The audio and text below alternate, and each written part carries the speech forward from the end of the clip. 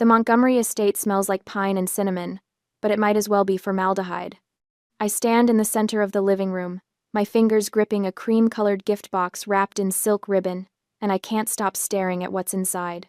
A lifetime VIP membership to Last Chance Love, an app explicitly marketed to desperate singles over 30. And beneath it, a hardcover book with raised gold lettering, How to Find Happiness When You Die Alone. A.T. The fire roars in the marble fireplace behind me. Outside the French windows, snow falls in thick, silent sheets, blanketing the manicured grounds. But inside this room, the cold has nothing to do with December weather. Bella giggles. The sound is high and sharp, echoing off the vaulted ceiling like breaking glass. I saw it on TikTok. My sister says, her voice dripping with false sweetness. The reviews were amazing. 5 stars for women who've given up on traditional dating. I don't look up. I keep staring at that horrible pink app card, at the cartoon illustration of a wilting flower that's supposed to represent women like me. Women who've supposedly expired. Take it, dear. My mother's voice cuts through the room. Trinity Montgomery sits perched on the ivory settee, her posture so rigid she could be carved from the same marble as the fireplace. Bella's just worried about your future. Don't let your ego turn you into a spinster forever. My father says nothing. Richard Montgomery stands near the bar cart, swirling bourbon in a crystal tumbler, studying the amber liquid like it holds answers he's not interested in sharing with me. His business partner, Harrison Sterling, shifts uncomfortably in the leather armchair beside him. Preston Sterling, Bella's fiancé, examines his phone with sudden, intense focus. I close the box. Slowly. My hands don't shake, though something inside my chest feels like it's cracking open. 8 months. It's been 8 months since I sent those invitations, since I spent 3 evenings at my dining table in Austin selecting the perfect cardstock, tying velvet ribbons by hand. 300-gram weight, the kind that whispers quality when you hold it. Nate had watched me from the doorway, his arms crossed, his expression careful. "Are you sure you don't need to call them?" he'd asked. I'd smoothed another ribbon, my fingers working the silk into a perfect bow. They're my parents. They wouldn't miss this. The memory sits in my throat like a stone. I delayed the ceremony for 30 minutes, staring at those 2 empty chairs in the front row, reserved for Dad, reserved for Mom. The signs I'd painted myself on small wooden plaques, decorated with wildflowers because my mother had once mentioned she liked daisies. That was 7 years ago, but I remember. I remember everything they forgot. Well? Bella leans forward on the sofa, her blonde hair cascading over one shoulder in a calculated tumble. Her engagement ring catches the firelight, a 3-carat diamond that cost more than my entire wedding. Aren't you going to say thank you? The words stick in my throat. Part of me wants to scream. Part of me wants to run out those massive oak doors like I've done so many times before, drive back to the airport, fly home to Austin where Nate is probably heating up leftover Thai food and wondering if I'm okay. But I'm so tired of running. Harrison Sterling clears his throat. "Perhaps we should move on to dinner," he suggests, his voice carefully neutral. I believe the caterers have everything ready in the dining room. Bella's smirk widens. She knows she's won this round. She always does. Except this time, something inside me doesn't break. It snaps. Not my heart, which has been breaking in this house since I was old enough to understand that some children are treasured and others are tolerated. No. What snaps is something harder. The chains I've been dragging around for 29 years. The ones labeled good daughter and second best, and maybe if you try harder. I look up. My eyes meet Bella's, and I watch her triumphant expression falter just slightly. There's something in my face she doesn't recognize. Something cold and clean and final. "Thank you, Bella," I say. My voice comes out smooth, almost pleasant. I'll keep this very carefully.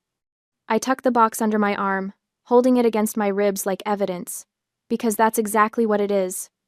Trinity frowns. "Caroline, don't be dramatic. It's just a thoughtful gift." "Oh, I know." I smile.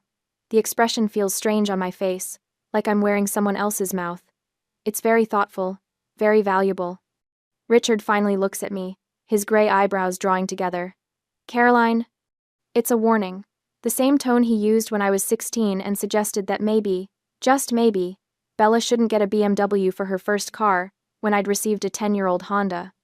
The tone that means, don't make a scene, don't embarrass us, don't exist too loudly in spaces meant for your sister to shine. I hold his gaze. Yes, Dad? He opens his mouth, closes it, turns back to his bourbon. Preston Sterling stands abruptly, shoving his phone into his jacket pocket. I need some air, he mutters, and walks toward the French doors leading to the terrace. Bella's smile finally cracks. Preston, it's freezing out there. Preston hesitates at the terrace doors, the cold air blowing in, before turning back with a resigned sigh to join the procession to the dining room. But he's already gone, and I understand something in that moment. He's uncomfortable. He should be. Any decent person would be. Shall we? Harrison gestures toward the dining room, his discomfort palpable in the tight set of his shoulders. The dining room chandelier throws diamond patterns across the white linen tablecloth. Trinity taps her spoon against her crystal water glass, the sound cutting through the murmur of polite conversation like a blade. Before we begin, my mother announces, her voice pitched for an audience, I want to toast this very special season, the year of the bride. I watch Bella straighten in her chair, her practiced smile blooming across her face like she's been waiting for this cue her entire life. My youngest daughter, Trinity continues, gesturing toward Bella with her wine glass, will be married this February in what I can only describe as a modern royal event, 300 guests. The ballroom at the Four Seasons, a dress that took 6 months to design. Preston shifts beside Bella, his jaw tight. Harrison Sterling studies his salad fork with the intensity of an archaeologist examining an artifact. Bella has always known how to do things properly, Trinity says, and the word properly lands on my skin like a slap. With grace. With consideration for family. My father lifts his bourbon in agreement. He hasn't looked at me since we sat down. I cut into my filet mignon. The knife slides through the meat with barely any resistance, but my hand feels welded to the handle. Trinity sets down her glass with a delicate click. Her gaze swings toward me, and I recognize the glint in her eyes. She's about to perform. Bella is settled, she says, her tone dripping with manufactured concern. But what about you, Caroline? You're approaching 30. You can't plan to live with plants forever, can you? The table goes quiet. Even the catering staff, refilling water glasses near the sideboard, seem to freeze mid-pour. When is it your turn? Trinity asks. The question hangs in the air like smoke. I feel Preston's eyes flick toward me, then away. Harrison clears his throat but says nothing. Bella leans forward slightly, her expression arranged into something that might pass for sisterly interest if you didn't know her, but I do know her. I see the anticipation in the way her fingers curl around her wine stem. She's waiting for me to crumble, to stammer, to make some excuse about focusing on my career or not having met the right person yet. I set down my silverware. The clink of metal on porcelain sounds louder than it should. I'm not single, Mother. The words come out calm, steady, like I'm commenting on the weather. Trinity blinks. Excuse me? I've been married for 8 months. My mother's face goes through 3 distinct expressions in the span of 2 seconds. Confusion, disbelief, rage, liar. The word explodes out of her mouth before she can stop it. Her hand slams down on the table, rattling the silverware. Why would no one know about this? You secretly eloped in Vegas, didn't you? Is that why you've been so distant? I didn't elope in Vegas. Bella's face has gone pale, but she recovers fast. She always does. Are you making up stories to ruin my engagement party? Her voice cracks perfectly, hitting that sweet spot between wounded and incredulous. You've always been jealous of me, Caroline, but this is pathetic even for you. She turns to Preston, her hand finding his arm. Can you believe this? But Preston is looking at me, his attorney's brain clearly running calculations I can't quite read. I sent invitations, I say. My voice hasn't changed pitch. I sound almost bored, which is strange because my heart is hammering against my ribs like it's trying to escape. Via FedEx overnight, in February. My father's glass hits the table hard enough that bourbon sloshes over the rim. If you sent invitations and didn't get a reply, why didn't you call?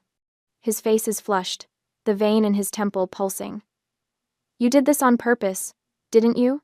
To embarrass this family in front of the Sterlings? And there it is. The truth I've been circling around for 8 months, The answer I didn't want to see, even as the evidence piled up around me like snow against a door. They didn't forget. They're gaslighting me. Right now. In front of witnesses. Rewriting history while I sit here holding the receipts they don't know exist yet. The last thread of hope I'd been clutching, the one I didn't even know I was still holding, dissolves. Something shifts inside my chest. The architect in me takes over, the part that knows how to read blueprints and calculate load-bearing walls and understand exactly where pressure needs to be applied for a structure to fail. I stop trying to defend myself with emotions. They don't care about my feelings. They never have. Under the table, hidden by the white linen, I slide my phone from my clutch. My thumb finds the message thread with Nate. I type one word. Now. The message shows as delivered, then read. I put the phone away and pick up my fork again, spearing a piece of asparagus like nothing happened. Caroline. My mother's voice has that dangerous quality to it now, the one that used to send me running to my childhood bedroom. Stop this nonsense and apologize to your sister. For what? I take a bite of asparagus. It tastes like absolutely nothing. For getting married? For inviting my family to my wedding? Which part needs an apology?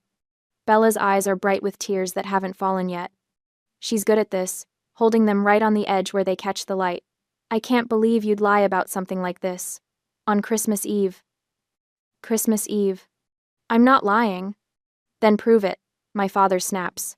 I meet his eyes across the table. Okay.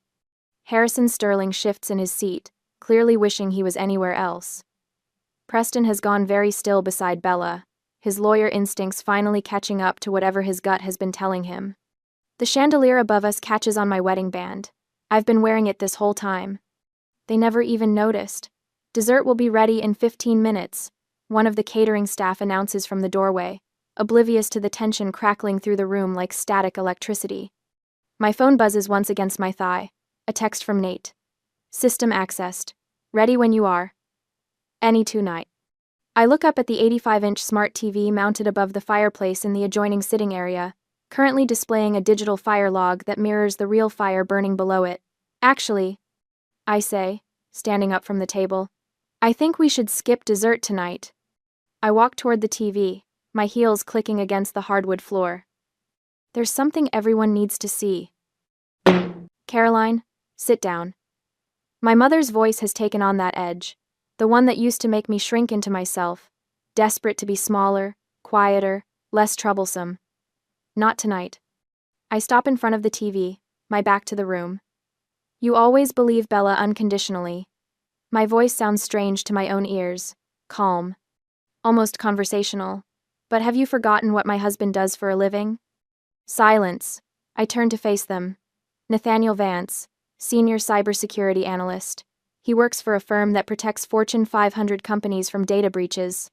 Trinity's mouth opens, closes, opens again. I don't see what that has to do with anything. Don't you?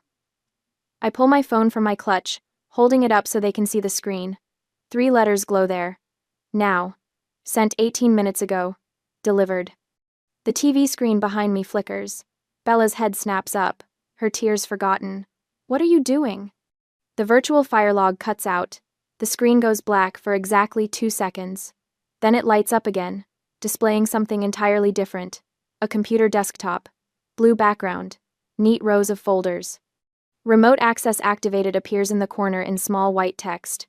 What is this? Richard's voice has gone hard. Turn that off. I designed the electrical system for this house.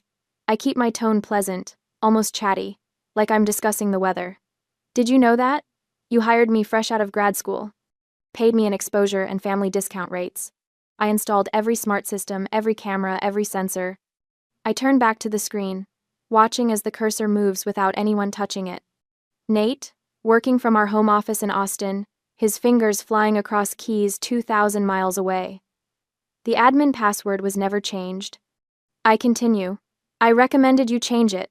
Remember? I sent that email. Twice. Harrison Sterling leans forward, his expression caught between fascination and horror. Preston has gone very still beside Bella, his lawyer brain clearly working through implications.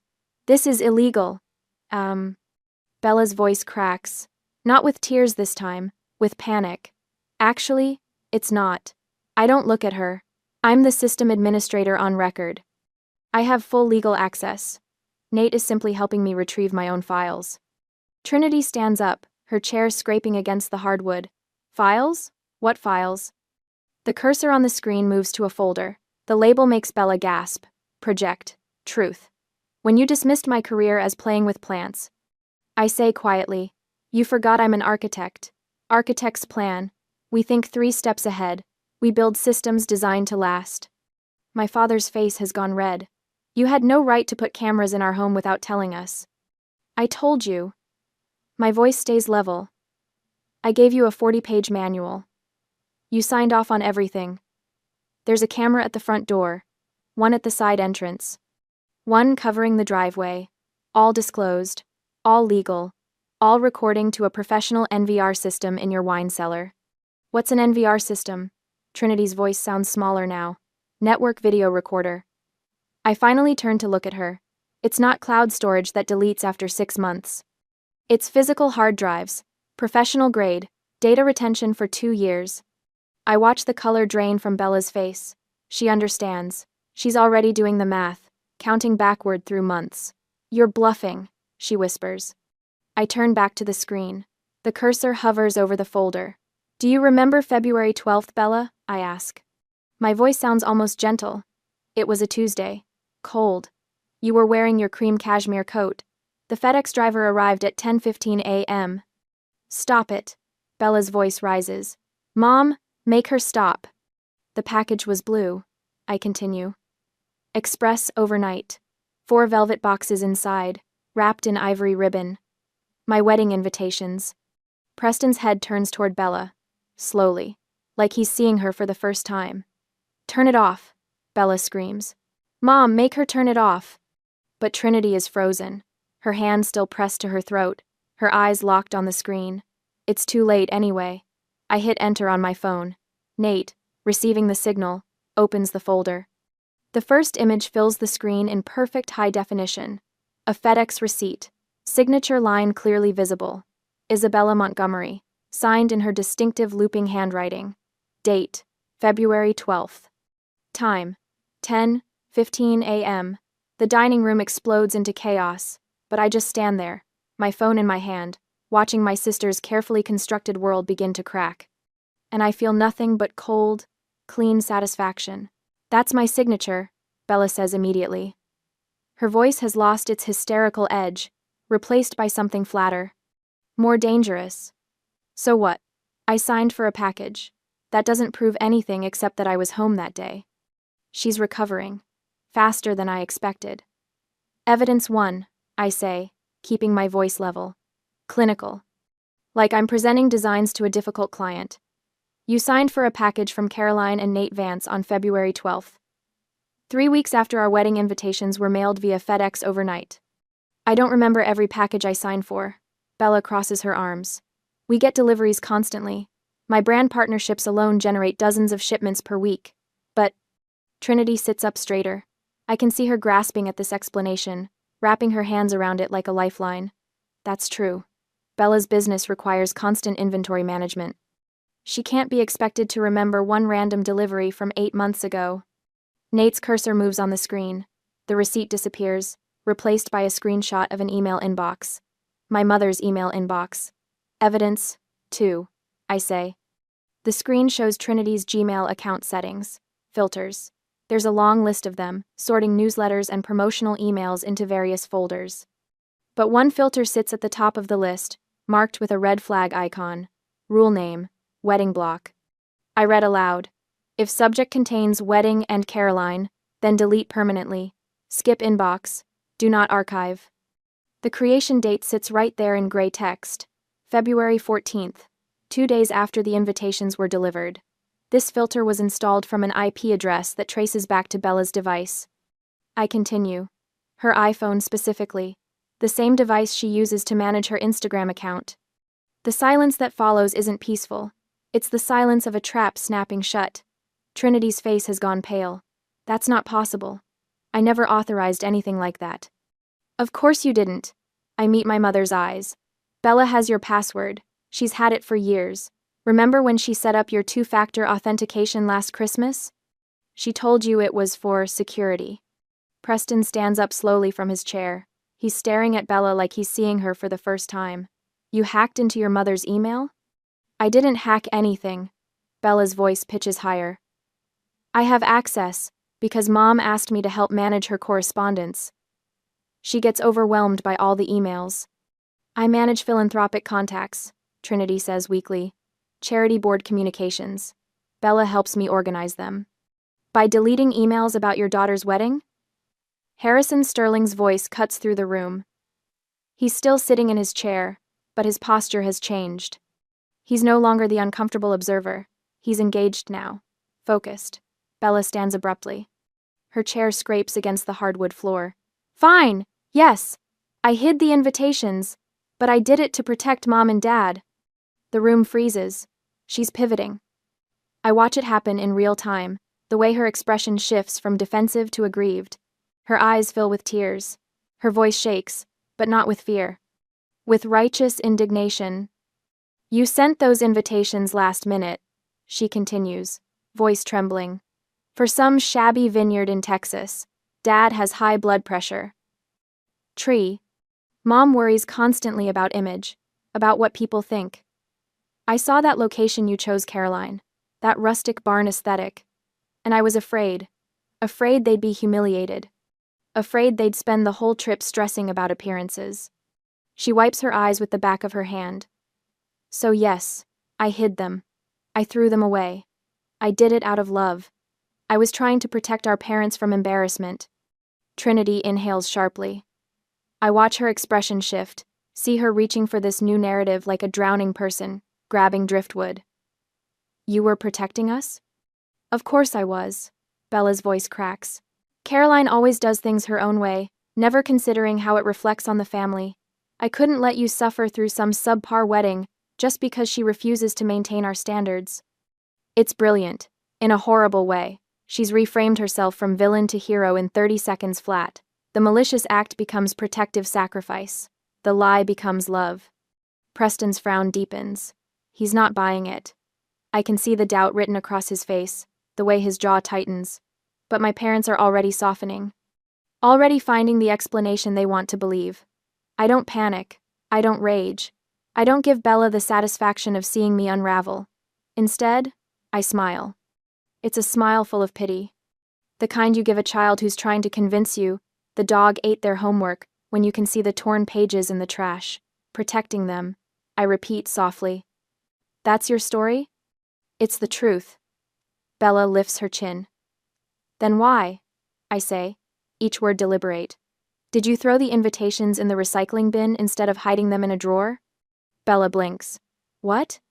If you were protecting Mom and Dad, if you were worried about their feelings, you would have hidden the invitations somewhere safe. Somewhere you could retrieve them later if needed. You would have preserved them carefully, just in case your plan went wrong. I gesture to the screen where Nate has already queued the next file. But you didn't do that, did you? Preston turns to look at Bella. Really look at her. Did you? I was upset, Bella says quickly. I wasn't thinking clearly. That's interesting, I say, because the video footage suggests you were thinking very clearly. I nod to the screen. Nate clicks play. The video quality is stunning. Crystal clear footage from the front door camera, the one mounted above the entrance with a perfect view of the porch and driveway.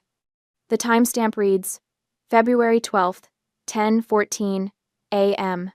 The FedEx truck pulls into frame. The driver climbs out, carrying a blue package. He rings the doorbell. Bella appears 30 seconds later. She's wearing yoga pants and a cropped hoodie, her hair in a high ponytail. She smiles at the driver, signs the tablet, accepts the package. The driver leaves. Bella looks down at the package. I watch her read the return address label. Caroline and Nate Vance. Her expression changes. The smile vanishes.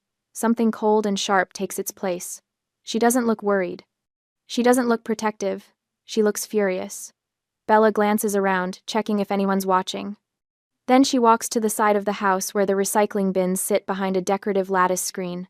She doesn't hesitate, doesn't pause, doesn't open the package to check the contents. She just hurls it into the bin like she's throwing out garbage. The 4 velvet boxes I'd wrapped so carefully probably crushed on impact. The invitations I'd lettered by hand likely bent and creased. She doesn't look back, just wipes her hands on her pants and walks inside. The video ends. The dining room stays silent. Even the fire in the hearth seems to hold its breath. Preston's face has gone blank. Carefully, deliberately blank.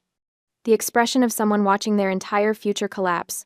There's your protection, I say quietly. There's your love. The dining room holds its breath. I watch Preston's face cycle through expressions too fast to name. Confusion, realization, disgust. He stands so abruptly his chair scrapes against the hardwood floor, the sound sharp enough to make my mother flinch. You threw your sister's wedding invitations in the trash? His voice is quiet, which somehow makes it worse. Because you were afraid of sharing the spotlight? Bella reaches for his arm. Preston, I can explain. He jerks away from her touch. You gave her a book about dying alone when you knew she was married? He's staring at Bella like he's seeing her for the first time. Maybe he is. I cannot marry a monster. The word hangs in the air. Monster. Bella's face crumples. You don't understand, she's always... But Preston is already moving.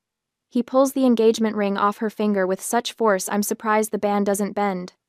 The 3-carat diamond catches the chandelier light one last time before he places it on the table with a deliberate click that echoes like a gunshot.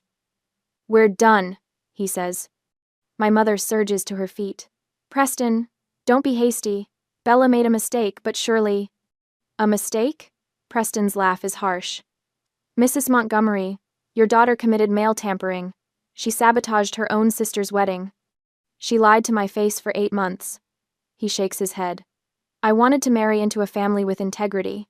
Clearly, I was mistaken about what I'd find here. Harrison Sterling rises beside his son, his expression carved from granite. He turns to my father, who hasn't moved from his seat, whose face has gone the color of old newspaper. Richard. Harrison's voice carries the weight of 40 years in business. I've always believed that a man who cannot manage his household cannot manage a business. My father's bourbon glass pauses halfway to his mouth. Your daughter is deceitful. Harrison gestures toward Bella. Your wife enables her. He looks at my mother, whose mouth opens and closes soundlessly. And you are irresponsible. His gaze settles back on my father. The merger project next month? Consider it cancelled. Sterling Group will not do business with the Montgomery family. The words land like physical blows.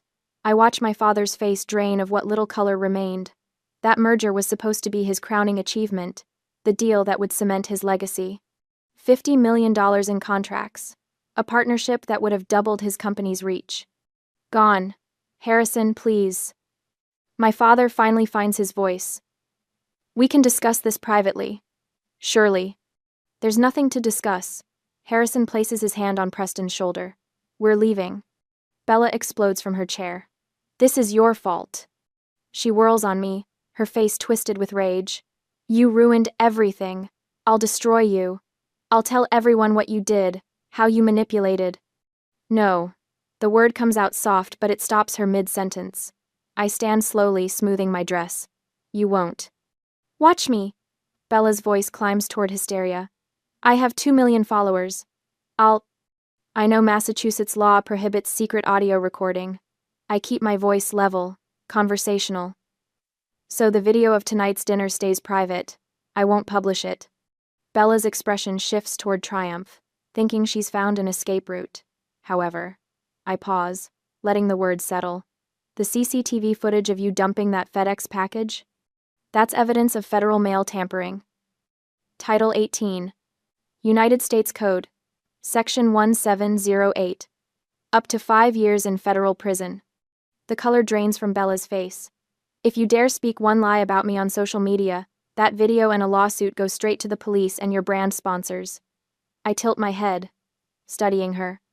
I wonder how Dior and Cartier will feel about their ambassador being investigated for federal crimes. Bella collapses back into her chair. The sound that comes out of her isn't quite a sob, isn't quite a scream. It's the sound of someone's carefully constructed world imploding. My mother sits frozen, her hands clutched in her lap. My father stares at the table like the wood grain holds answers. I reach for the cream-colored gift box, The one containing that horrible app membership and that cruel book that I put on the table. I pick it up with both hands and walk around the table. Bella flinches when I approach, like I might hit her. I place the box directly in front of her, right next to Preston's abandoned engagement ring. Keep it, I say. You need it more than I do now. The words taste like freedom. I turn toward the door.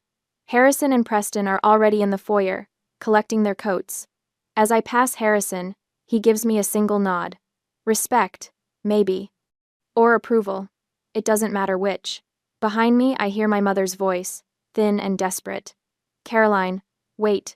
We can fix this. We can, But I'm already walking.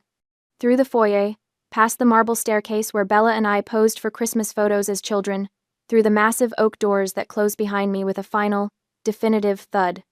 The December air hits my face like cold water. Clean, sharp, real. My Uber is waiting at the bottom of the circular drive, exhaust puffing white in the freezing air. I climb into the back seat, and the driver glances at me in the rearview mirror. Logan Airport, I confirm. As we pull away, I allow myself one look back at the Montgomery estate.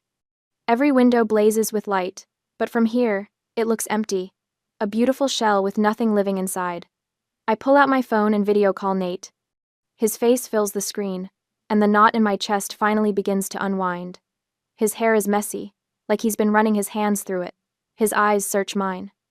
Is it done? He asks. It's done. Mom's heating up soup for you. His smile is soft, warm, everything that house wasn't. Let's go home. Home. Not the place I was born, but the place where I'm loved. Yeah, I say, and my voice only shakes a little. Let's go home. 3 days later, I'm unpacking groceries in our Austin kitchen when the FedEx truck pulls up. Through the window, I watch the driver jog to the porch, scan a package, jog back. The box sits there on the welcome mat, square and flat. I know what it is before I open it. I can practically smell my father's desperation through the cardboard. Inside, a check. $50,000. The number seems obscene, written in my father's careful architect's print. The note is brief, typed on his business letterhead like this is just another transaction. I'm sorry.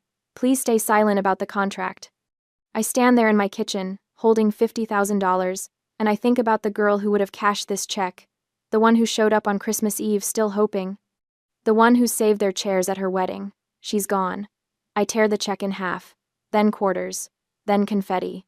My phone is already in my hand. I arrange the pieces on the granite counter, photograph them, open the family group chat. 3 people. Mom, Dad, Bella. I type, I don't sell my silence. I'm gifting it to you for free, as a parting gift. Do not contact me again. My thumb hovers over the send button for maybe 3 seconds. Then I press it. The message shows delivered. Then read. Someone starts typing. Stops. Starts again. I don't wait to see what they'll say. I scroll to the top of the chat, tap the settings icon, and find the words I've been looking for. Leave group. Are you sure? I've never been more sure of anything. Leave. New Year's Eve arrives wrapped in Seattle rain and the smell of Meredith's famous pot roast. Nate's family crowds into their living room, laughing, arguing about what movie to watch before the countdown. His sister steals the remote. His nephew spills grape juice on the carpet. His mother hugs me tight, and I feel the weight of the sapphire brooch on her coat pressing against my shoulder. Real. Solid. An actual heirloom passed down with love instead of obligation. Come on, Nate says, taking my hand. Let's get some air before the fireworks. We step onto the back porch. The Space Needle glows in the distance, and the city hums with celebration. Nate wraps his arm around my waist, and I lean into him, breathing in rain and cedar and freedom. Any regrets? He asks quietly.